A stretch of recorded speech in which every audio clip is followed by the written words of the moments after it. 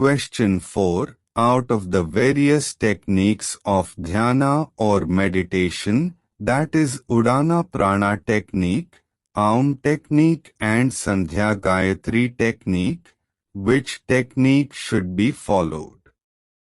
Or, Sadhaka or spiritual aspirant can follow any technique depending on his system needs and his own mental and physical throbbing or vibrations. Answer.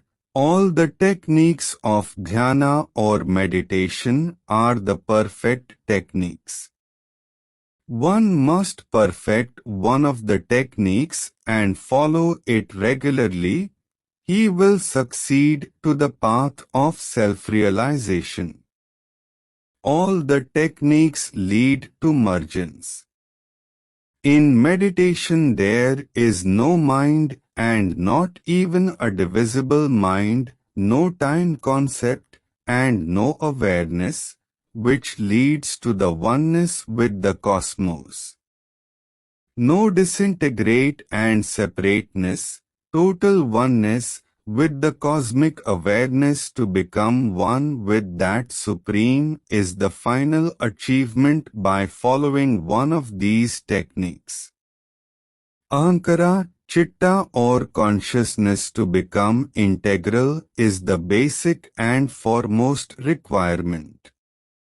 Particularly, ahankara is the motivation and decision-making faculty, and chitta or consciousness is the logical base, and these are the pros and cons of the decision-making faculty. One has mind, buddhi or intellect, chitta or consciousness, and ahankara before action is undertaken and even after the action has been executed. After action there can be reaction in mind and intellect. Chitta, the consciousness, can manifest the reaction. Ahankara is the manifested consciousness, and may be divisible or integrated consciousness. It depends on the reaction of mind and intellect after the action. All the above four constituents give various capabilities to a human being. Mind revolves around the Ichha Shakti. It revolves around the desires, their creation, ways and means, so as to fulfill all of them. Buddhi or intellect and chitta or consciousness revolve around jnana or knowledge. With accumulation of knowledge, help or assistance is rendered to accomplish desires created by mind, whereas ahankara or egoism is the kriya, the final action taken to execute the activity to fulfill desires. Without aham or ego, self-activity cannot be undertaken. Although activity has been desired, knowledge is gathered, but without the force of aham or ego, self, the jiva, it cannot be put into action to accomplish. Furthermore, it must be understood that the mind is atomic in nature and it is very subtle and mutative. The silence cannot enter into the mind easily unless the mind becomes greatest and enters into a superconscious state. The moment it enters the superconscious state, awareness goes, no more existence of mind remains, and only silence prevails. So, when there is silence, there is no mind, no awareness. It is a stateless state of superconsciousness, but without consciousness and awareness. It is an intuitive state, divine state of Savikalpa Samadhi, since one cannot be there for a long duration. This state may come and go. How it comes and goes, it is only the play of Almighty. In this state, physical microcosm merges into macrocosm of the cosmos. This integrity is the stateless state of Samadhi. If prolonged, it becomes a non-return state to the awareness. It is then called Nirvikalpa Samadhi. Sandhya Gayatri is the technique which leads to taking sadhaka up to this stage by gradual suspension of breath. Mind then becomes unmutative for a long time by just keeping dhyana or attention on the incoming and outgoing breath. As dhyana is continued, time comes when breath gets suspended as the gap between incoming and outgoing breaths increases.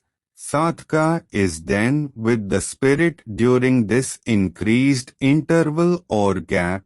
This finally leads to an unmutative stage of mind, since mind gets its energy from breath only. This develops the mind and raises it to the unaware stage. Thus, silence and superconscious intuition, the stateless state, just pour in gradually by Almighty's grace.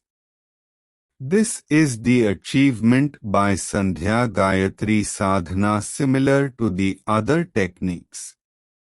Furthermore, it can be said that by negation of mind, buddhi, intellect, chitta or conscious, and ahankara or ego, one is near to the soul.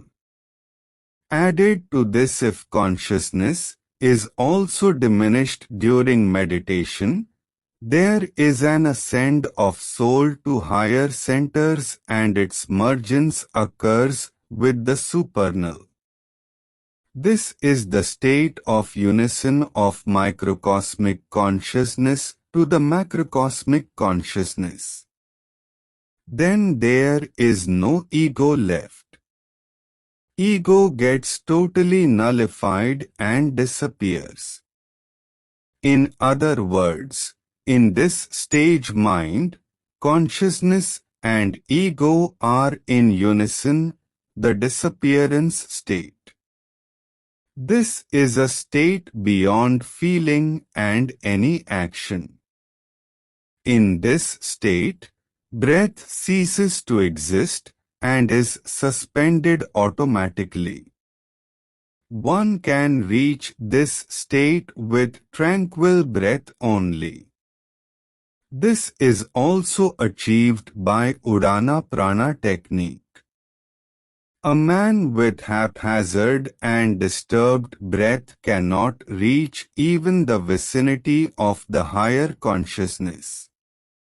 There are more than 70 techniques to control the breath that can calm down the mind, body and consciousness to make a common human being spiritual. The spirituality in a life of man is a purposeless purpose, or in other words, it is the highest purpose of life.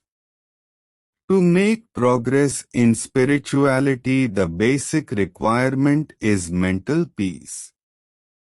For this, spiritual aspirant must maintain the tranquil breath, that is, the breath must come and go from both the nostrils simultaneously.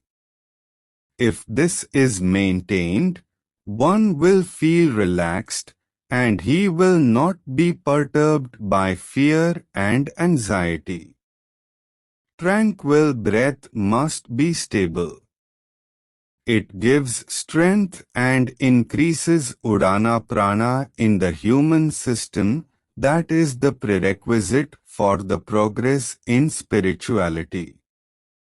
With tranquil breath, prana ascends through Brahma Nadi very easily and with less effort.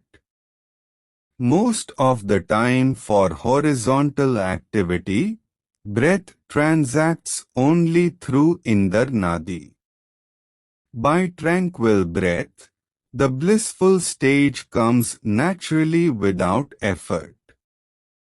This leads to generating 10 types of nada in the system that makes the human body much healthier as compared to a body that has disturbed and haphazard breath. Initially, some efforts are needed to establish the tranquil breath, but later on flow of tranquil breath becomes natural through the human system. Tranquil breath negates the divisible bilateral consciousness. It gives one-pointed consciousness and concentration. Tranquil breath is a divine graceful breath. This gives silence to the mind and increases spiritual power, which is helpful in mergence with the supernatural. Furthermore, silence fulfills the system with harmony. This gives a holy bath and removes heterogeneous polarity and helps to be one with the universe. Even in a crisis, it gives peace and negates all selfish motives. It may give siddhis to the sadhaka, and all selfish motives cease to exist. No subjective attitude remains in a sadhaka. He is always full of universal love and brotherhood. It finally leads to spiritual heights of skyness for mergence. One forgets that there is even cosmic consciousness, and he becomes one with the cosmos. With higher spiritual consciousness of sadhaka, nothing can happen wrong with him on the horizontal plane even if he loses awareness on the horizontal plane in the mundane activities. In the higher plane of super-consciousness, even if he gets momentary awareness of non-awareness, he becomes blissful with the grace of Almighty. Having forgotten awareness at the highest plane of super-consciousness even for a few moments, he becomes Sakshi Chaitanya from the state of Kutaksha Chaitanya that leads him finally to Para Chaitanya. He is then in absolute silence, and the bliss he experiences in that stateless state is incomparable with any gain of the world. Similar experiences sadhaka gains with the Aum technique.